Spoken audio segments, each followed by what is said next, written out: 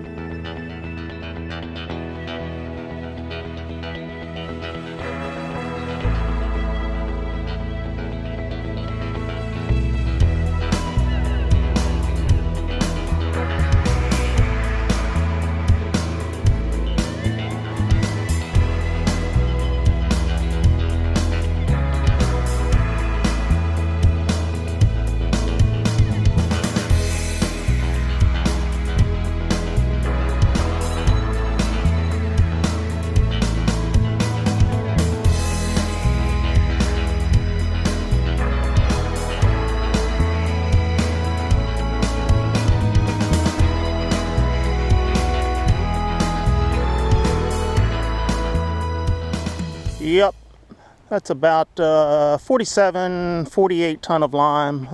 They usually haul, I did not even ask either driver, they usually haul about 24 ton per trailer load. So that's 48 ton. I've got this farm to spread this on, and then just across the road there, the other farm. So it's easier to dump them both here. It's hard to get on that other farm and dump a trailer. It's only a quarter, less than a half a mile to haul it from here over to that other farm. So that won't be a big issue. We just need it to dry out a little bit. You can see just a little bit yucky here on top. But they did get in and out of here without a problem. A few tracks on the end there, but no big deal. All right, let me finish getting this spreader back going. It's giving me a little bit of a problem, but nothing I can't handle. Just need a BFH to get her done. I have got the majority of the pin out of that gear, but I've run into a little problem here. I cannot get the remainder out. It's not much left in there, maybe about 1/4 of an inch, but I can't get a good hit on the punch because of this guard here, this bar that runs across here.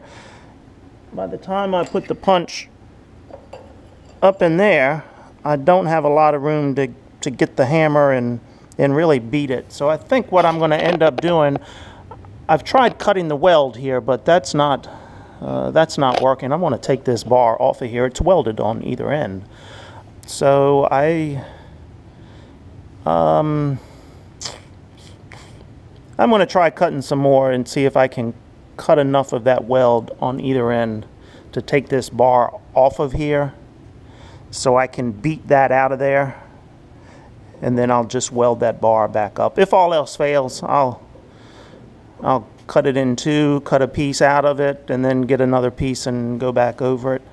I think it's mainly a guard for these spinners, but it also, I guess, it's support here as well, the way it is built back here and all of this up here. So it probably is needed for support to hold it all together as well. So I can't just cut it out and leave it.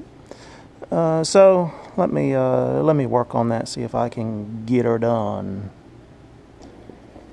I just don't always remember to turn the camera on, but I did get this gearbox fixed, although now I see some oil on the floor here. I don't know if that's from what I spilt. It could be a valve, a seal that is leaking. But we've got this back together. What I ended up doing is cutting on either side here. Took this off, then I could get that hammer in there and bang out that old key, put a new one in there, and then we welded this back on here. So it should be ready to go. So it's still too wet to spread this lime. The ground is too wet. Maybe tomorrow. I think in the next 2 days we'll be able to spread. That's what I'll try anyway. But right now I've got a flow meter sensor that I need to replace on this sprayer. The last tank that I sprayed, I was having issues with the flow on the sprayer. It was fluctuating. It was doing all kinds of crazy things. So I narrowed it down to the sensor itself was bad. So I've got the new sensor here. These things are not cheap. I think this was, what, $100? Maybe over more than $100.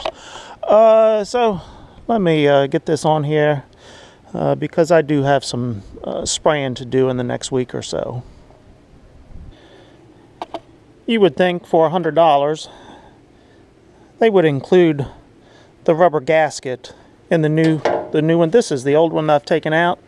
Did not even check about the rubber gasket. Got the new one up there. Of course, it doesn't tighten, and that's because it doesn't have the rubber gasket in it. So I've got to take that one out of there and put it in there. Come on, how much is that? 50 cents and you can't put it in there?